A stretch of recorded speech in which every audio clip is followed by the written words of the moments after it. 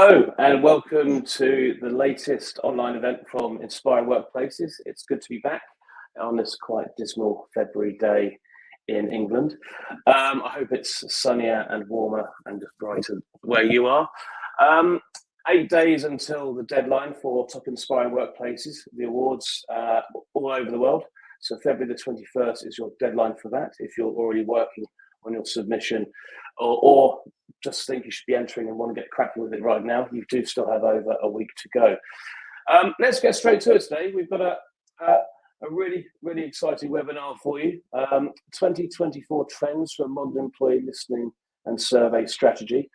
The overview is, while our companies relentlessly pursue greater customer satisfaction and product or service improvement, there's a pivotal aspect that often doesn't receive the same dedicated attention: our people. In the face of a dramatically transformed workforce, a modern employee voice and survey strategy is indispensable for fostering an environment where employees are not only engaged, but also inspired. Couldn't agree more. This session emphasizes the critical need for HR leaders and companies to harness a strategy for gathering employee feedback and initiating actions that contribute to the creation of superior employee experiences. Taking us through this session today is the brilliant Rob Catalano. Those familiar with Inspiring Workplaces will also be very familiar with him. He's one of our top influencers over many years, Chief Engagement Officer at WorkTango, and he's also WorkTango's co-founder and Chief Strategy Officer, and spent the last 18 years building HR technology and advisory companies. He was also on the founding team at Achievers, where he spent 10 plus years growing the organization. And his passion for improving the employee experience has led him to co-found WorkTango in 2015. I think you'll see his passion come through in this session. I see it every time we talk. It's definitely, I think, probably both our life's mission to help deliver an enhanced employee experience for people. So without further ado, let's welcome Rob to the session. Hello, Rob. Hello, Matt. Hello. Thank you so much for having me. How are you? Very well, thank you. Very well. Good seeing you again. And without further ado, I'm just going to hand over to you and let you do your thing. Sounds good. Well, hello, everyone. I am excited to be here. You're right, Matt. When you think about life missions, when I started WorkTango, we wanted to create a passion statement, not a mission statement, because missions end. And that passion is to improve work lives. So it's something I'm super passionate about. My goal today is to take 20 years of working, building HR technology companies, being an HR leader, being a people leader, even being a CEO, into what I've seen in terms of how companies are leveraging strategies like employee listening to drive better cultures and better workplaces.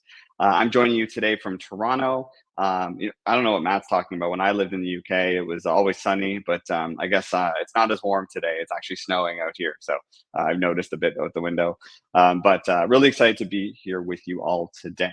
Now, I am super passionate about this, but one other thing I'm also passionate about is music. So I always like to infuse music, as you can see from this background, into my talks, and you'll kind of see that theme as we go through, right? It's okay to combine multiple passions, but what I do want to start with to kind of get everyone going and start with an interesting story is actually start with this slide. You're probably wondering where this is going, but you recognize these people, right? And they have something in common beyond being famous musicians, right? And I know what you're thinking. 100%, that looks like John Travolta in Grease, right? Steven Tyler, I can't get out of my head. Every time I show this slide, it's the one thing I think about. But I bring up the story because these aren't just famous singers. They actually hold the record in the recording studio for the widest vocal range at around 6 octaves. And if you know anything about music, that's really, really impressive. And you know these people, right? They're famous. But I bet you don't know this man. This is Tim Storms. He actually holds the Guinness record for the widest vocal range at 10 octaves. He crushes them all. And I know what you're thinking, Rob, what does this have to do with employee voice? Well, I like to tell 2 stories to make the connection. The first, there's a range of voices in our organizations that we just don't hear from, right? We typically hear the loudest person in the room, right? And we forget that there's people under the radar that have a wider range of opinions than the popular opinion, right? Or there's people like there at Tim that we're not even aware of, that they have great feedback and great insights, right? We listen to the popular opinion in the room. That's the first reason I bring up this story. The second is that we're so stuck in what we know that we don't change our approach. And that's not okay in the workplace, but it's okay with music. So, a quick sidebar, I don't know about you, but from a music perspective, I'm guilty. I listen to the same albums over the last 4 or 5 decades, right? I listen to the same Metallica and CNC Music Factory cassettes. Yes, if you're wondering what that is, it's a cassette.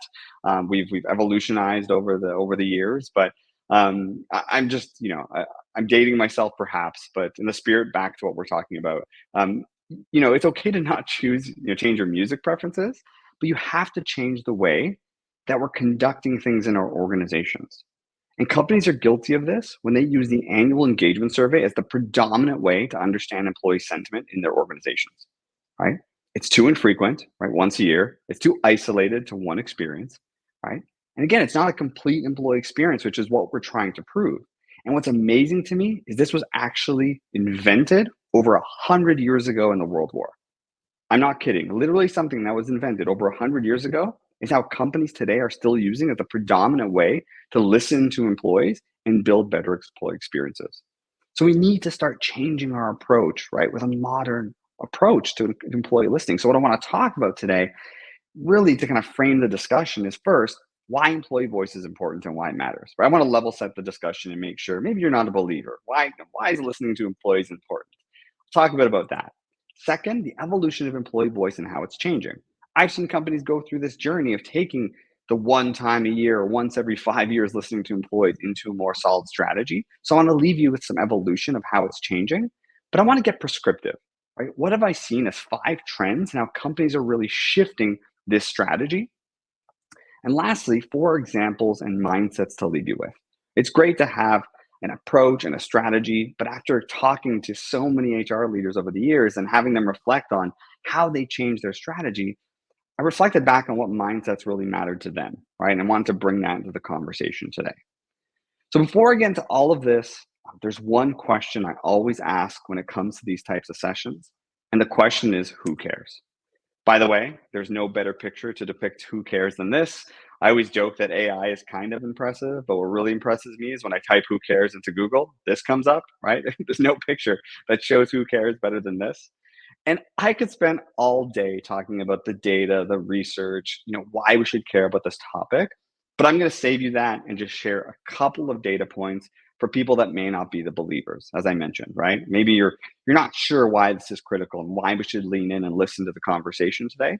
So 2 quick items. First, companies that actively listen to employees and act accordingly are 12 times more likely to engage and retain employees, right? I don't have to tell you the impact of engagement on your organization and your bottom line or the retention, right? The relationships that are kept, intellectual knowledge, let alone the cost of rehiring for folks and training them, right? So again, it has huge impact, a lot of data out there. Also, 88% of employees whose companies financially outperform competitors feel heard. Only 62% of employees at underperforming companies feel. That's a 42% difference. And that's what we want, right? We want high performing organizations that start with people. So that's another reason why you should care. Last reason why you should care, and this doesn't have anything to do with data and statistics, but there was a recent research study from Gartner that showed the top priorities for 2024. And you're looking at the screen and you're seeing those top 5, you've been seeing the ones, 6 to 10. And the reality is we have to navigate through this in 2024.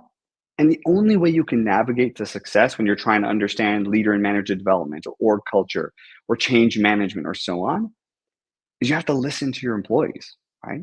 Unless you understand what's working and what isn't, it'll be very, very challenging to navigate to find a successful employee experience with what you really care for. And if you look at the outside of that circle, unsettled relationships, skills shortages, transformative technologies, pressure for operational efficiency, all this other stuff is happening where it becomes so much more critical to be really tuned in to our employees and understanding them. So that's a big reason why you should care. So hopefully, I'm off the soapbox. You're on here already on the session. So hopefully this matters and you're interested in learning more. So that's what I want to dive into. 5 modern employee voice trends that companies are doing. And I kind of structured into a way that can provide you some insight, but also some prescriptive takeaways as well.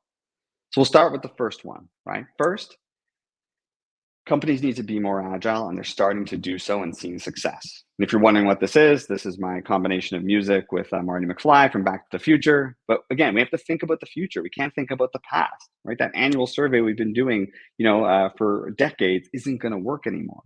And what I mean by HR agility is that it's the ability of moving quickly, right? It's being responsive, it's being nimble, and effectively managing change. And guess what? Our organizations are changing now more than ever. And why this is important, back to the point I made earlier about Gartner's top objectives and all of your objectives in your organization, it's the fact that success isn't linear. We all have our definition of success, but it's going to change. It could be outside factors like COVID. It could be things happening in our own organization. It could be the market. But the reality is we have to listen to employees to navigate our way to that success. And I don't know if we're so used to, thinking of the world in annual practices because that's what we used to do back in the day, reporting to CFOs, or we're just used to doing what we've done. But the reality is that successful companies have evolutionized their approach to employee listening. And this has been going on for a while, right? It's not often I show data from 4 or 5 years ago, but even 4 years ago, 5 years ago, companies were starting to have an intersect in the dark blue of doing an annual survey to collecting other data to build better experiences, right? Think about that, right? If we aren't thinking about this today, we're 4 or 5 years behind what organizations are doing in their company. And what's exciting is that I've spent years spending time and effort in helping organizations make this evolution. And the evolution has typically started with this annual survey that I mentioned, and then it moved over to pulse surveys. However, pulses are typically just the same survey more often, right? People get complacent, they tune out. But the real modern trend in this agility motion is what I call active listening. Right? Active listening is not just measuring engagement, it's the whole employee life cycle, right? And the one magic about this concept of active listening is that you have to get beyond measurement, right? Yes, employee listening and your engagement survey is not just about measurement, right? Not only do you have to be more frequent in hearing the voice of your employees and maybe measuring things like engagement, but the critical factor is you need the frequency combined with what I call diagnostic feedback, right? Diagnostic feedback. What's happening in your company? What feedback from employees can identify what's working and what isn't? What feedback can you get from them to understand if you're going to launch something new, what's working and what isn't, right? So this concept of agility comes from higher frequency combined with your diagnostic feedback and your measurement. And when companies ask, well, how do you make this a reality? I have organizations I work with all the time that take this concept of taking your annual survey, for example, and maybe breaking it up into monthly or quarterly objectives. And you can still measure things. Measuring's okay, but it's really about that diagnostic feedback, right? You don't need 30 questions to understand if people feel recognized at work. You need one. And if that's poor, dig into concerning feedback, right? Dig to clarify, hey, we wanted to understand why people have sentiment is a certain way, right? Understand sentiment on change. We just changed something in the company. What works? What doesn't? Now we can be agile if it's not working and we didn't hit the mark. Get employee feedback in advance or even open-ended feedback. So I bring up this idea, and I like this image because what it kind of identifies is if we really want to get to active listening, you have to increase your frequency, but it has to be beyond measurement in that diagnostic space. Now, every time I talk about agility and reaching out to employees and getting that feedback more frequently, people roll their eye and they say, "Oh, what about survey fatigue?" And the reality is there's no such thing as survey fatigue. There's lack of action fatigue. I worked with organizations over the last decade where they've tuned in not only quarterly or monthly, maybe even biweekly, maybe even weekly. Heck, some do it daily. But the reality is your employees will give you feedback if things change, right? If there's movement in that feedback. Now, people are reasonable, right? They know that you can't solve everything. But again, having those open conversations keep people aligned. And if you don't believe me, Josh is looking nice and dapper here, but how he explains it, you cannot maintain positive employee experience without listening to your people on a continuous basis. I know you're thinking, yeah, Rob, I get it, nothing new, but I speak to a lot of HR leaders that still struggle to convince their companies that it's important and critical to get more frequent and conduct those efforts at the end of the day. Which leads me to my next trend. That next trend is companies really need to start leveraging and accepting new technology. Right? Technology, and you're seeing it not just in employee listing, but across your HR and company world. It's making it easier for companies to find more value in whatever you're trying to accomplish. right? So with your employee survey strategy or your employee voice strategy, technology is definitely supporting simplicity, speed, and number of other items I want to share here today. So one good example, right? I spoke to 20 different companies I've had the pleasure of working with, and I asked, before you started implementing technology, how long did it take you to get from listening to your employees, just using a survey? And I like using survey because that's a base initiative that many companies know and understand. Again, apologies everyone. I had the wonderful opportunity of living in downtown Toronto, where construction happens quite rampant around the space. So we had some issues this morning. Tried something else, and still seems to be struggling. So my apologies, and we'll hopefully dive right in without any further hiccups and issues. But again, I appreciate you playing support there, Matt, while I was out. But getting back to where I was going, and apologies if there was an issue from not seeing the lead up to this slide, but the basic concept of technology being required in this world of improving employee listening strategy. What it does is it helps bring that time from actually listening, understanding, and acting on feedback down dramatically. So when I speak to organizations out there, and this is just a collection of 20 companies I spoke to, is just implementing technology got 6 times more efficient from actually getting feedback from folks to acting at the end of the day. And I'm using surveys as an example that many people understand, have had experience before. But it's not just speed that technology offers, it offers a number of other things as well. Examples, the ability to share what insights are happening when employees are filling out their feedback, right? Imagine the impact when employees get to see what they're thinking versus the rest of their colleagues. That's just one example. Another example, right? I don't know how many people here that are old music fans like I am, and they have to read all the lyrics on the side of that cassette tape. But it's hard to read all of that, just like it's hard to read thousands of comments from our employees, right? So technology makes that happen right away. How do you look at themes and sentiment of what people are thinking and feeling? If management big and red captures your eye, let's dig into what that looks like and what people are talking about management. Now, again, the other thing too is surveys. They used to be a one-way conversation, right? What if technology allowed companies to do if you see a concerning comment or issue that people have? The ability to look at interacting with employee comments, right? Technology can now have people confidentially have conversations with employees to dig in, to get more information, or maybe to curate and crowdsource what ideas other employees like. So as you can see, again, technology has that ability to not only look at information, but interact with it in unique ways. Now, last thing is it wouldn't be an HR session without talking about AI. And I mentioned earlier I'm in Toronto, so I am obliged to either talk about hockey in my sessions or Drake. So if you haven't seen the AI Drake song, it is actually really, really good. I like it. But when it comes to AI, think of what AI is doing. And again, people say it's coming. Well, we all know it's here. But in that concept of listening, understanding, and act, right, AI is really helping identify bias in questions, right, to democratize the ability to get feedback, auto translate in companies' work language, and use things specific to you. From an understanding perspective, summarizing the insights, right? Like I mentioned, or highlight what anomalies or trends are happening from a data perspective. Even from an act perspective, how do you recommend actions and the influence of those actions to leaders in your company or deliver curated learning experiences? And again, there's a lot of really great technology that's helping improve not only the speed, but even the other examples I've mentioned earlier around building employee listening into an actual actionable world from a better employee experience perspective. So I always ask folks is like, what are you using in your organizations from a technology perspective? Forget about employee listening, but are you looking at new ways to drive success? Right? Are you looking at things like Chat GPT to try to help you build speed and insights in a different way? And I show this image. This is a good example of what Walmart did. Right? They actually use VR to help train employees when they have to, they call it the wet wall. So when you have to actually water the wet wall in Walmart, this used to be an 8-hour training process. It's 15 minutes now.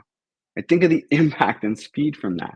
So the point I make is, are you researching these types of technologies, not only for employee listening, but across the whole employee life cycle? And I read once that it's an automated world and HR is living in it.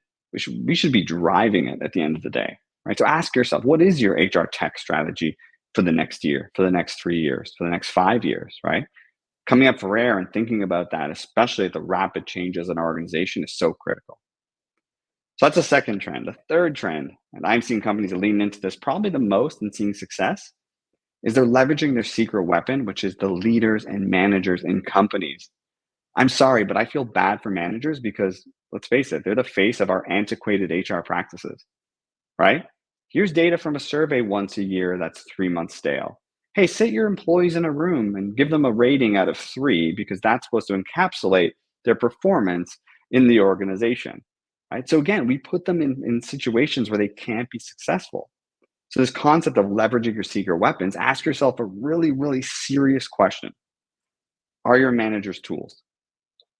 Again, I'm joking, but not so much, right? Are they great tools that can drive success of your employees? Or are they just a tool?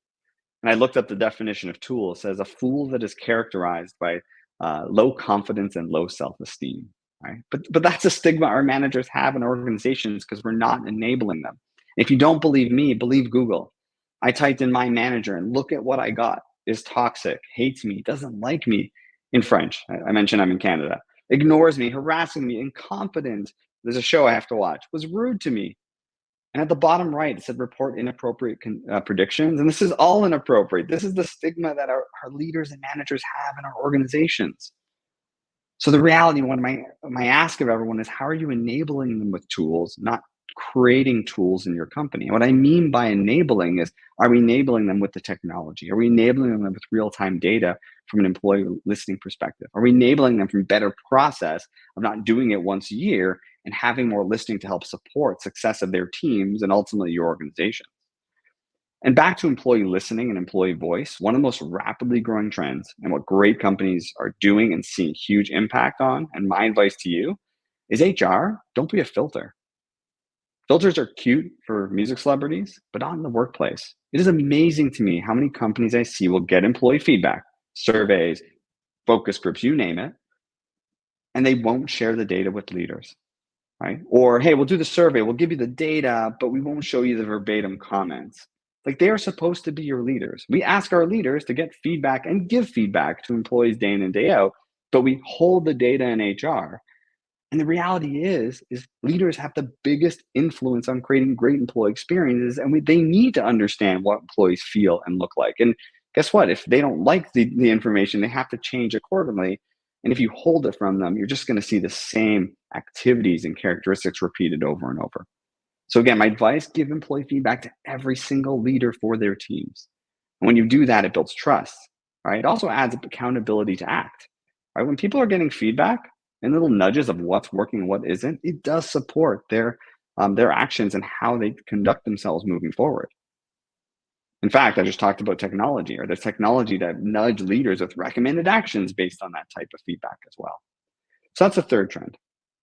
Fourth trend I want to talk about is the fact that companies are making use of insights and not data. So think about it. If you have more agility and you're getting more feedback, right, and more speed of that data getting to you, right? But you also have technology to look at it in different ways. Now companies are set up to leverage the insights in just new ways that were impossible before. And gone should be the days of making sense of this, right? Usually when I'm speaking in person, I ask people to raise their hand if this is still how they look at employee voice data or other HR data, and many people's hands go up. And then when we can't make sense of this, right, we give it to the data Excel wizard in our company. So hopefully they live in HR, but if they don't, we're probably, tapping their shoulder on other parts of the organization. But the reality is, the technology and agility is now giving way to real-time dashboards, real site insights, right? It's quicker to get information. There's less human error. It's more confidential when you think about employee feedback. But I want to share a quick example with you what I'm talking about when it comes to insights versus data. So this is just a hypothetical example, but and I don't know how the journey of everyone here, right? Maybe you're just getting started. Maybe you're super sophisticated when it comes to leveraging data and people analytics. But I get the pleasure of working with hundreds of companies, big, small, global, but surprisingly, many companies are still conducting this example I'm going to mention here when I meet them. So they get their data from an engagement survey, what you see on the screen. What do? They focus on the bottom scores. And by focus, I mean, hey, let's create action plans corporately around them. Let's change the quarterly objectives to make sure we hit those things. But they miss out on leveraging data in more insightful ways. So, for example, there's much more you could be doing and what companies are starting to do, which is just simple correlative analysis.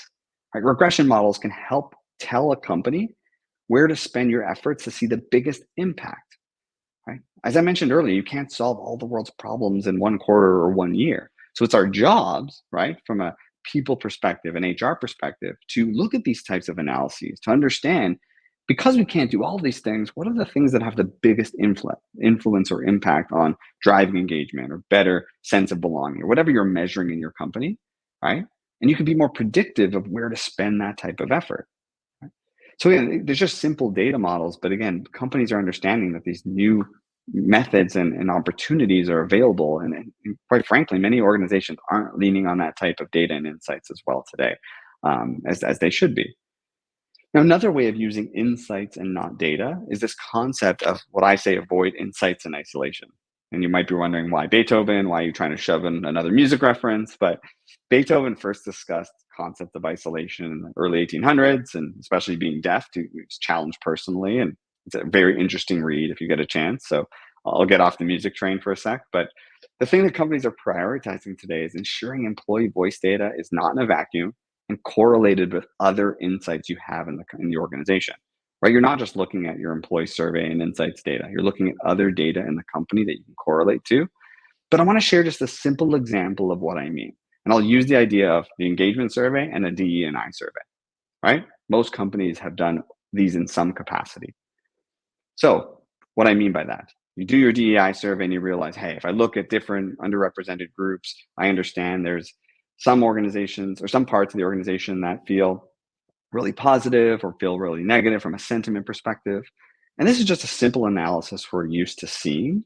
But let's say we layered on the DE&I data with employee engagement data like ENPS. It tells a more impactful story, right?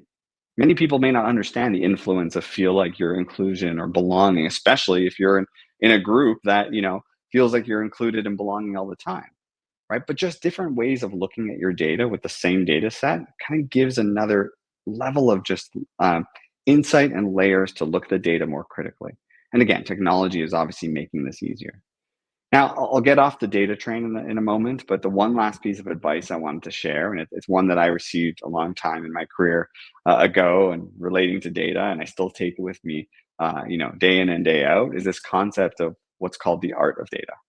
And to give you the quick story, my boss at the time said, Rob, if you don't have the art of data, it's like, don't even come to the table. And I didn't really know what that meant, right? Okay, the art of data. Can you add more context? He's like, art, right? Art is an acronym, absolute, relative, and trend. I was still kind of unsure where he was going with it. But basically what he said, Rob, if you give data in an absolute, the A, and it's in isolation, it has no context or no real evidence, right, to do anything with. So think about that, right? Think if you had your engagement score and it was 65. All right, that absolute number 65 is kind of useless, right? But when it's relative, right, maybe it's 65 compared to another organization from a benchmark perspective or one of our partner organizations, now you can kind of get a sense of, oh, well, that's the art part, it's relative. Maybe it's good, maybe it's not so good. And the T is trend. So if it was 85 last quarter, wow, that trend is going down dramatically. But maybe it was 45. And we're seeing huge impacts going from 45 to 65. So this concept of the art of data, making sure it's absolute, relative, and trend worthy is really, really important anytime you're sharing data, whether it has to do with employee listing or not. So my hope is to impart some knowledge I've received and things that have helped me in my career to all of you. I know what you're thinking, Rob, this picture has nothing to do with music, it's art, but it actually is someone out there pulls all these musical scores and take different instruments and represents them by different colors and puts them on this cool graph. So this is actually a piece by Mozart, and I thought I'd bring some more music into the conversation. So that being said, that's the fourth trend. The last trend, surveys aren't the only way to do this. Many organizations, unfortunately, again, use that one survey as example as their predominant way to understand employee sentiment and measure it and get feedback. But companies are definitely looking at new methods to hear the voice of employees, or I like to say, turn their employee voice initiatives up to 11. So the fun and the music references do not stop. But what I thought the easiest way to share concepts of different types of employee voice strategies initiatives was to share everything on one slide. So I like taking complex ideas and putting them to one screen to try and help navigate through vast ideas and strategies. But there's three ways to look at employee voice data sources. On the left side, solicited versus unsolicited, right? I'm asking you for employee feedback, or unsolicited, I'm taking it, right? We'll talk about some examples. The second, which you see at the bottom there, is structured versus unstructured, right? Structured data is it's very easily organized. It's formatted in a way that you can search for it in databases. But unstructured, there's no format, there's no organization, right? Really difficult to collect or process or analyze, right? So we'll talk about there's concepts there we have to think about in our employee voice and employee listening strategy. And at the top, these are basically the maturity stage at most organizations. Now, some companies might still be in the traditional bucket. You might look at this and say, Rob, I'm an emerging. Great, you're doing good things, right? But my goal is to give you insight into what's available to you as you think about your employee voice strategy and the data that can help you collect. So to give you a few examples in color, I'm not going to go through every item on the page, but send these slides and you could definitely leverage this. But when it comes to traditional, companies are still solicited census engagement surveys or 360s, once a year, right? From an unstructured perspective, right? Focus groups, one-on-ones, right? Again, digging deeper into some of the data and having conversations versus those type of surveys. And that's great. I've seen a lot of companies doing that for decades. But then you think about unsolicited, right? There's companies out there that are looking at location tracking, right? Maybe you're looking at the effectiveness routes for drivers in the field, or maybe data, whether people are working from home or not. Maybe there's some insights there in terms of how they're impacting their goals or correlating it with other data points. Or things that are unstructured is just like computer use monitoring, right? Maybe you're just trying to understand operational efficiency or which applications people use the most to achieve their work goals. But these are all just ideas of and examples of employee listening to collect data to help build a better experience at the end of the day, which is what we're all after. So again, looking at this matrix when it's done, you can kind of take stock of what we might be doing, what we might not be doing. But traditionally, a lot of organizations have lived in this left side. From a developing perspective, that's when people start getting into pulse surveys or performance check-ins, some of the stuff we've talked about already. Right? Then from an unstructured perspective, exit discussions, stay discussions. Let's understand, why you're still here or why you left. Again, another form of employee voice.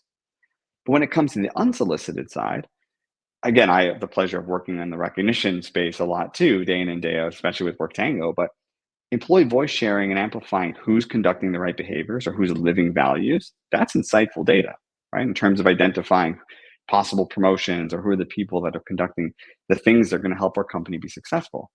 And it's not just about people who are getting recognized, but how about the people who are recognizing others? When I have that data, I'm understanding, hey, are these future leaders in our organization, right? That type of recognition and intrinsic motivation are natural occurrences of leaders. So if I can understand that data, that helps potentially make some decisions from that perspective. Again, it's structured. We're not asking for it, but it's data that we're using to understand employee sentiment and voice and leverage it in a different way. Or at the bottom, when you think about unstructured data, right? Again, call recordings or web chats, right? Maybe you're recording calls from customers or contact centers, right? You can use that data for other purposes as well. And the last idea is what's more emerging. So we talked a little bit about active listening today, and employee life cycles, and what I call development check-ins, right? Performance check-ins are, we're going to check in once a year, once a quarter, and give you a rating. Development check-ins are, conversations around success of that employee. Or more unstructured, like collaborative events or chatbots, right? Looking at conversations to understand sentiment, and all the way down to the unsolicited, right? Wearable devices. Like you can detect early signs of stress as a form of employee listening, or internal chat or external social data. What are people saying on Slack? What are they saying on Glassdoor? So again, there's different concepts here that I wanted to share just to whet your appetite. I know we don't have a ton of time to go through them all, but my goal in all of this was just to add color to different options you have, different things at your disposal. Some have pros and some has cons, but again, good flavor to what to consider in a more holistic employee voice strategy.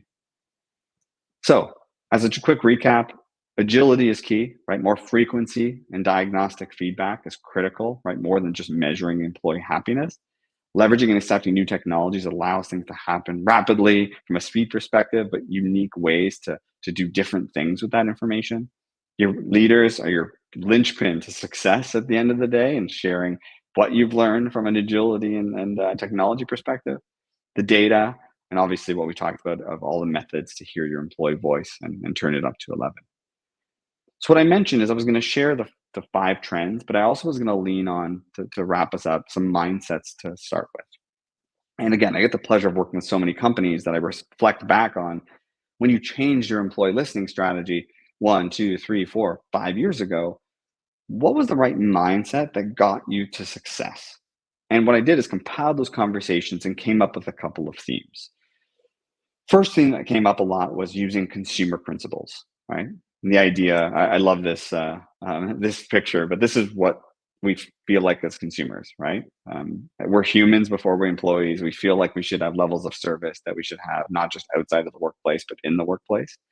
And the reality is, and is companies are taking what we do for our customers and saying, how do we relate that to what we do for our employees when it comes to building success of our organizations, right? I love this from Gartner. They talked about many years ago about look at all the things we do from a customer relationship system perspective.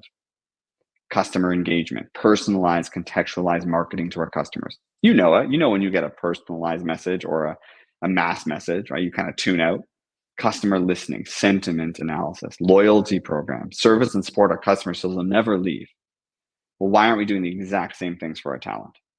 For that mindset and talking to your go-to-market team or your sales team or your marketing team can talk about, well, how can we get employee engagement? How can we get more personalized, contextual discussions with our employees? How do we reward and recognize them? How do we service and support our employees so they never leave, right? So that's one concept of just using consumer principles is a really good way to think about employee voice from a mindset perspective on what we might be doing on our customer side that could work from our employee side, right? A lot of people ask me for specific examples of that, and think about Net Promoter Score, right? 10 years ago, it was created by Bain and Company around, how do we understand one question to know if customers would recommend buying from that organization again or recommend that organization to a friend? I mean, I use that day in and day out with customers. Would you recommend this as a place to work?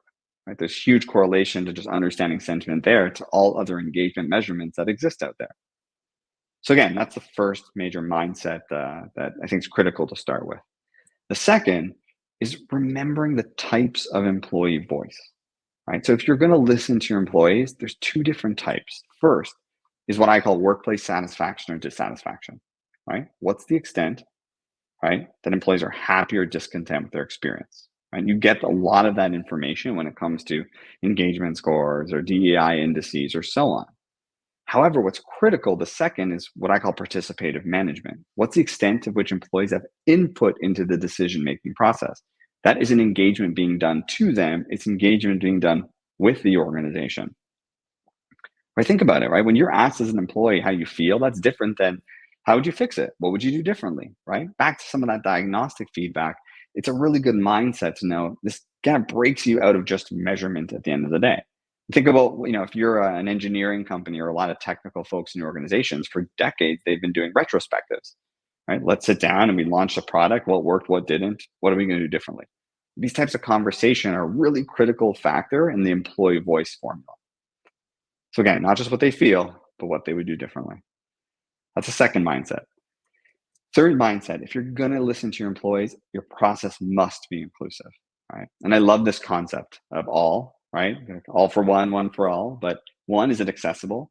So is it available for people that may or may not have technology or have accessibility requirements? 2 is language. I'm not talking about global languages, but I work with organizations that have different reading levels in the company, right? Are you getting sentiment of employees by using language that people can relate to or understand? Or even what I call limitations. For example, right? I work with a lot of municipalities or healthcare. There are people in that organization that they work a month on, a month off. And then you launch your survey and they don't have the opportunity to give you feedback. I know these are small nuances, but if you really want to be inclusive, thinking about that as your process and making sure everyone has the opportunity to provide their feedback and have their voice heard, It's a critical part of the equation. And many people that have had that mindset and built it in got a lot of buy-in and respect from the organization to understand that they really mean it, right? They do want to hear the voice of all their employees. So that's that mindset. Another mindset, HR needs data to make decisions. I'm done with the whole HR needs, to see the table. We have it. We have the technology and the ability to start collecting data, but we definitely need more data to make decisions. And when I talked to a bunch of HR leaders and they came in with that mindset, working with their other executives or other teams, with that concept that says, listen, if we really want to drive better people experiences that drive success of the company, we're going to need more data. So we have to be more frequent, right? We have to dig in a little further. And what's interesting to me is that if anyone, you probably recognize this, Google's Rework initiative. If you don't, look it up. But this was really popularized over the last decade. Google did a bunch of research to identify what makes great leaders, great successful teams. And again, it was just, it was really groundbreaking data at the time that it came out. But when you look at the under the covers of what the foundation of Google Rework was, the Project Oxygen was around performance rating, employee feedback through surveys, and great manager nominations. Great manager nominations is a form of feedback, right? It's recognizing folks for great work. That idea I was talking about earlier of leveraging different data sets. What was Project Aristotle? We had actual metrics and performance and feedback from employees. So again, too often we don't think about the impact and influence of employee feedback has. And this is just an example that we need more data. And some of the popular work out there that everyone's, was enamored with when it came out was really a big part of it was around getting feedback from your teams on what's working and what isn't and how their experiences could be better. So those are the 4 mindsets. Use consumer principles. Remember the types of employee voice. Your process must be inclusive and HR needs to make data decisions. So before I wrap up here, I'm happy to answer any questions or chat with Matt, but I want to leave you with 2 last things. First is a kind of a bonus mindset that's really critical to have. And second is a bit of a framework that you can use and take from this slide and have good conversations, with your team or yourself on what side of the coin you're at in terms of some of the traditional ways companies are doing things versus the modern ways. So I'll end with those 2 items. So first one, if anyone knows what this is what's called the service profit chain, is the idea that employees, when they're doing great things, will provide great customer experiences and customers will love their experience and they'll tell others and they'll come back more. And if that happens, that will turn into shareholder value or however you define success of your company, profitability, sales, you name it. But the interesting mindset, and I think most critical one that successful companies have, is this concept of customer satisfaction and shareholder value. Those are outputs. You can't change those tomorrow, but what you can influence, the only thing you can influence are the inputs, which is what employees do every day, right? The processes they have, the products they build, the services they provide, right? And again, when you think about employee listening, unless you understand their experiences and optimize for what they can do to succeed, it's not until then, right? The only thing we can influence, which are those inputs, that you start seeing successful customer sat, successful company growth. Right? It all starts with employees at the end of the day, or really critical mindset. And the last thing I want to share, what I'd mentioned high level, is just a framework to start with, right? I always find it's great to just reflect on where you are today and help be honest with, where you might be in the process to define, what changes might be required. So when I work with a lot of companies, for example, in 2024, is sitting down and saying, where do you sit on this spectrum? Right? The left-hand side, traditional employee voice approaches, the right-hand side, more modern trends. Are you once a year versus active listening? Are you just measuring engagement versus the entire employee life cycle and diagnostic feedback?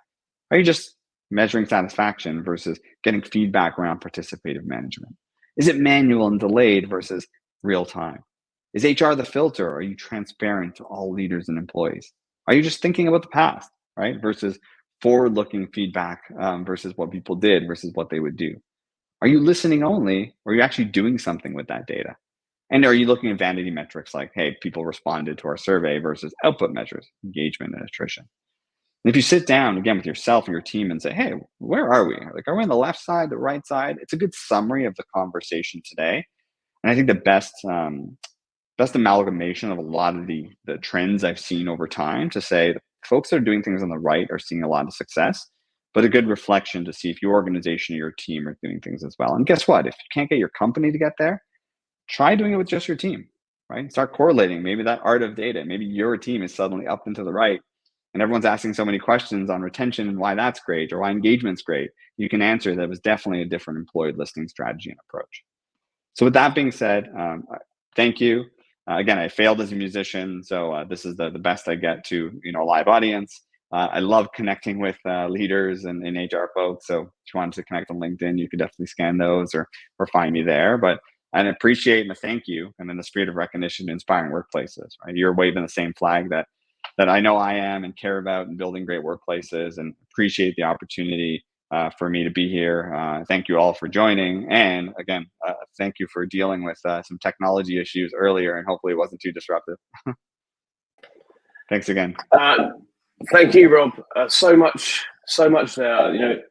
So many data points you point to help people build that business case, I think, for this. And one thing that has become evident over the years is that people need to have a mindset shift to tackle this in the right way. And I think there was just so much in there that allowed people to start maybe thinking things in a different way than they might already be thinking of them, or to try and help convince other people, more importantly, to start thinking in a different way and why that's important and the impact it can have on the business. So I don't have any questions for you because I just thought that was a brilliant session.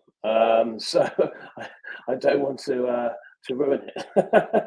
So what we'll do is we'll package this up for on demand, and we'll probably try and edit out my my little bit and my anecdote, so we don't need me in there at all. So thank you so much. Is there anything else you'd like to add? No, again, just to your point, it sometimes seems like there's really good takeaways or things on paper, but again, it does take mindset shift, sometimes getting your rest of your organization a mindset shift as well. But again, if you can't launch it in your organization, as mentioned, try it with different teams to start seeing the impact and test it. Yeah. But again, it's also not easy, right? It's hard to change what you've been doing in the past or do something net new, but hopefully it came through that it's definitely worth it. If anyone wanted any more data or proof points on that, definitely let me know, or happy to connect in any other capacity. But no, nothing else from my end, just a huge appreciation for what you and your team does. It's again, super purposeful, and usually I have a big passion statement on my chest as improve work lives. I wear it too much, so that one's in the wash. But I love what you're all doing there, inspiring workplaces, and just kind of happy to be in that community. Yeah, I think I saw something with culture creators knocking around on LinkedIn as well. So I like that. I was going to ask where you got that from, whether I could have one. So, but no, thank you very much. So thank you to Rob and all of his insights that are always highly impressive and very, very helpful. And thank you to you for listening today. So, or if you're watching this on demand, thanks very much, and we'll be back again soon. Take care. Bye-bye.